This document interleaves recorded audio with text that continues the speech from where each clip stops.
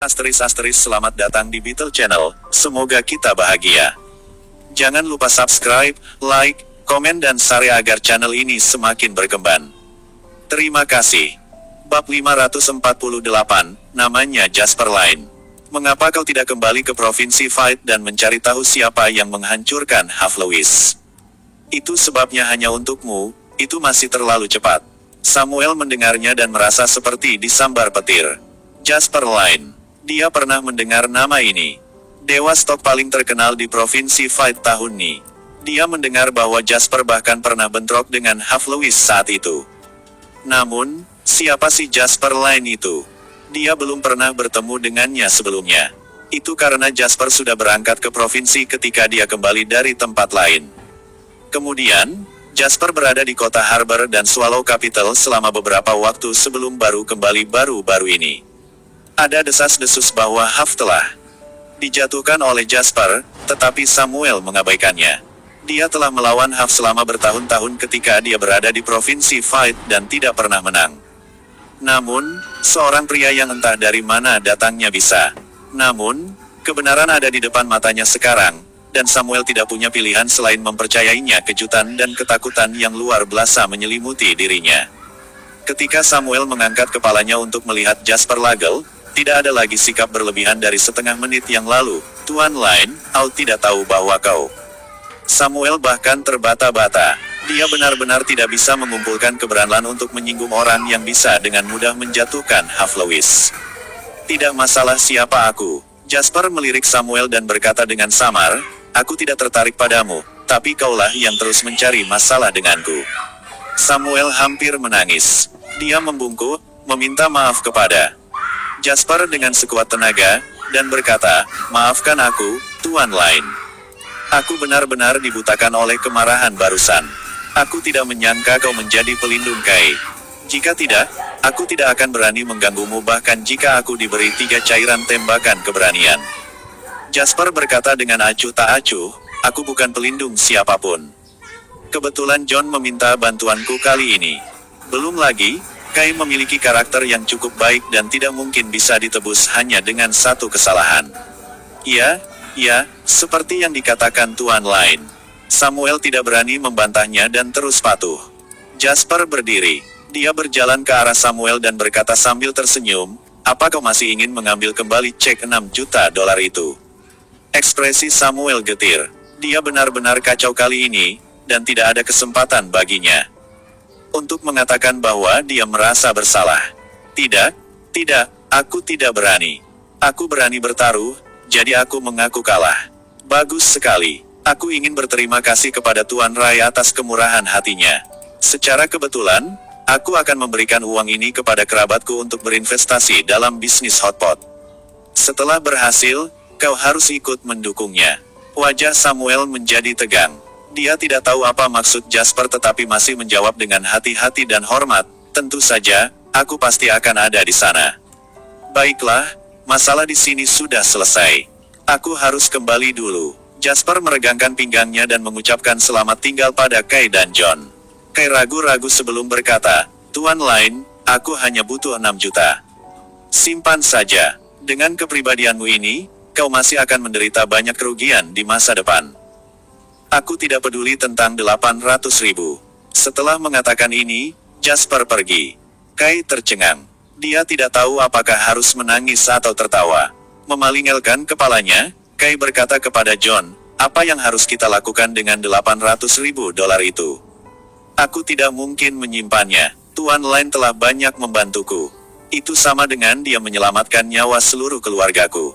Mudah bukan? Sebentar lagi tahun baru. Kau dapat menemukan alasan untuk memberikan ucapan tahun baru dan mengirimkan uang ke pintunya. Itu akan menjadi isyarat itikat baik dan perhatian. John menepuk Kai di bahunya dan berkata sambil tersenyum. Kai mengangguk setuju dan kemudian berkata sambil menghela napas, sungguh menakjubkan. Jika aku tidak melihatnya dengan mata kepalaku sendiri, aku tidak akan pernah percaya pada kemampuan Tuan Line. Bahkan dalam mimpiku, sayang sekali aku meragukan dia sebelumnya. Aku benar-benar sombong. Segera setelah Jasper keluar dari perusahaan Kai, teleponnya berdering. Wendy yang menelepon. Jasper, kau di mana? Aku sudah di tempatmu. Aku akan datang menghampirimu sekarang. Bab 549. Setelah Jasper menjemput Wendy, dia duduk di kursi penumpang Bentley dan tersipu ketika dia berkata, "Jasper, ayahku bilang dia ingin mengundang orang tuamu makan malam setelah Natal." Jasper tersenyum ketika dia berkata, "Bagus sekali, kapan?" "Hanya ada 4 atau 5 hari sebelum Natal, jadi mungkin 3 hari setelah itu. Apakah kau ada kerabat yang perlu dikunjungi?" "Kita dapat mengatur lebih lanjut mengenai tanggalnya," jawab Wendy.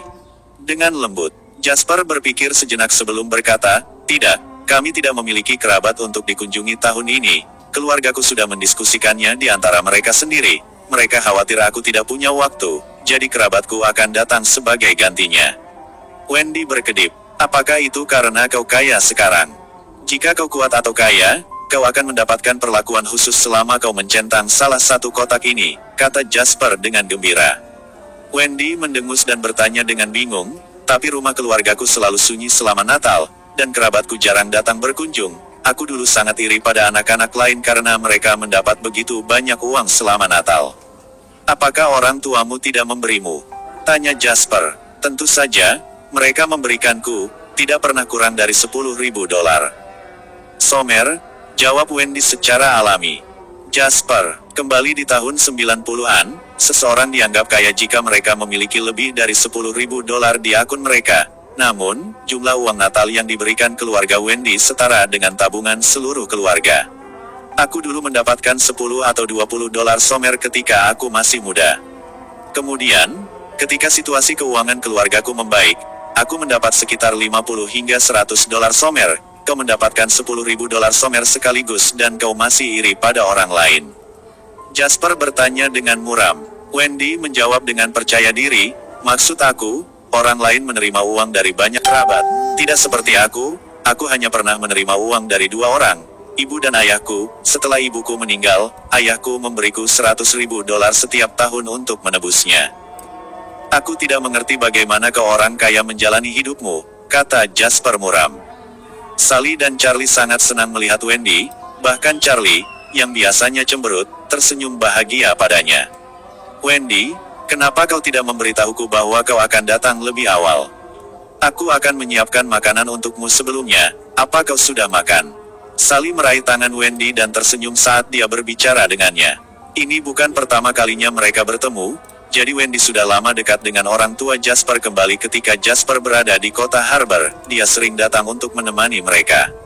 "Aku sudah makan." Wendy duduk dan menatap Jasper dengan penuh arti. Jasper kemudian memberitahu orang tuanya tentang bagaimana Dawson ingin mentraktir mereka makan malam. "Ah, ayahmu baru saja mengomeliku tentang ini 2 hari yang lalu. Dia berkata kita harus menemukan kesempatan di mana kita semua bisa duduk dan makan malam bersama. Setidaknya orang tua di kedua belah pihak bisa lebih mengenal satu sama lain," kata Sally bersemangat. "Aku tidak menyangka ayah Wendy akan membicarakan ini secepat ini. Charlie, akankah kita pergi ke provinsi 3 hari setelah Natal?" Sally berbalik dan menatap Charlie. Charlie adalah kepala keluarga, jadi mereka perlu mendapatkan persetujuannya. Setelah berpikir sejenak, Charlie menjawab, "Aku baik-baik saja dengan tanggalnya. Tidak ada hal lain yang lebih penting dari ini. Tapi Jasper, kau harus memesan hotel tempat kita makan, aku akan membayar makanannya." Wendy berkedip dan baru saja akan berbicara ketika Jasper menarik lengannya, berkata, "Begitulah cara kita melakukan sesuatu di sini. Tidak masalah kemana kita pergi. Selain itu, orang tua pria itu wajib membayar. Tidak masuk akal jika orang tua wanita yang mengaturnya." Akhirnya menyadari apa yang sedang terjadi, Wendy berkata dengan marah, "Apa maksudmu dengan pria dan wanita? Ayahku hanya ingin mengenal orang tuamu." Saat mereka mengobrol, Wendy mendengar dari Sally bahwa dia berencana pergi berbelanja Natal. Karena itu, dia dengan mudah menawarkan diri untuk menemani Sally. Bab 550. Sally, aku dengar supermarket di sisi barat kota sedang mengadakan obral besar-besaran sekarang. Semuanya diskon minimal 75%, dan akan ada undian juga. Ayo pergi bersama." Jasper terkejut ketika dia mendengar itu dan melirik Wendy dengan curiga. "Supermarket di sisi barat kota. Disitulah kota Teva berada. Satu-satunya supermarket di sana selain yang dimiliki keluargamu adalah Walmart, bukan?" Kau tidak hanya tidak berbelanja di supermarket yang kau miliki, tetapi kau malah mendanai supermarket pesaingmu. Wendy mendengus dan berkata, aku akan pergi kemanapun pilihan yang lebih murah. Benar kan, Sally? Sally juga tergoda. Diskon 75%, dan akan ada undian juga. Murah sekali. Jasper menghela napas ketika dia melihat kedua wanita itu dengan bersemangat merencanakan hari mereka. Wendy lahir dengan sendok perak di mulutnya. Kembali pada hari-hari di mana beberapa keluarga memiliki tabungan hingga $1,000 dolar, dia sudah menerima $10.000 sebagai hadiah. Sedangkan ibunya, dia mentransfer sekitar $50.000 hingga $60.000 ke rekening banknya. Sebagai uang saku setiap bulan, dia pastinya memiliki setidaknya $500.000 hingga $600.000 di bawah namanya sekarang. Namun, kedua wanita ini tetap tertarik dengan diskon. Namun, Jasper tetap merasa bersyukur. Dia tahu Wendy melakukan ini untuk menyenangkan ibunya, yang lahir di daerah pedesaan dan harus berhemat sepanjang hidupnya. Jasper hanya mengingatkan mereka untuk berhati-hati sebelum membiarkan kedua wanita itu pergi dengan penuh semangat. Masalah yang sebelumnya dialami ibunya dengan menantunya, yang telah mengganggu Jasper di kehidupan masa lalunya, tampaknya tidak ada kali ini. Julian tentu saja ikut dengan Wendy ketika mereka tiba di pintu depan. Sejak apa yang terjadi terakhir kali, Jasper mengatur agar Julian melindungi Wendy kecuali ada keadaan khusus. Sally juga mengenal Julian sebagai bodyguard yang pendiam namun tulus. Dia tersenyum padanya ketika dia berkata, Jul, pilih apapun yang kau butuhkan nanti. Aku yang bayar. Julian tersipu ketika dia berkata, Nyonya Lain, Jasper memberikan gaji yang cukup tinggi. Aku bahkan tidak bisa menghabiskannya. Saat Sally menyeret Wendy ke pintu, dia berkata, suruh kakakmu datang dan merayakan Natal bersama kami. Kalian berdua bahkan tidak memiliki anggota keluarga lain untuk merayakan bersama. Pasti kesepian. Julian berkata dengan canggung, Nyonya Lain, tidak apa-apa. Kami selalu merayakan Natal dengan cara ini. Baiklah sekarang, ikuti saja rencanaku. Sally bersikeras. Julian tampak seperti orang yang dapat diandalkan baginya, dan keselamatan putra dan calon menantunya ada di tangannya. Masuk akal baginya untuk memperlakukannya dengan baik. Selain itu, kedua bersaudara itu memang memiliki kehidupan yang cukup menyedihkan. Saat itu, Charlie memberi isyarat agar Jasper duduk di sampingnya di sofa. Aku punya sesuatu untuk didiskusikan denganmu, kata Charlie sambil mengerutkan kening. Ketika dia melihat ekspresi serius di wajah ayahnya, Jasper buru-buru bertanya, ada apa? Apa ada sesuatu terjadi? Charlie tampaknya mengalami kesulitan mengungkitnya. Jasper menjadi gelisah ketika dia buru-buru bertanya, Ayah, tidak ada yang tidak bisa kau katakan padaku, apapun yang terjadi, kau harus selalu memberitahuku. Charlie menggerutu untuk waktu yang lama sebelum akhirnya bergumam. Wendy berasal dari keluarga kaya, dan aku bahkan mendengar bahwa ayahnya seorang Taipan. Haruskah kita mempersiapkan sesuatu ketika kita bertemu dengannya? Haruskah aku membeli pakaian baru? Aku khawatir aku akan membuatmu malu.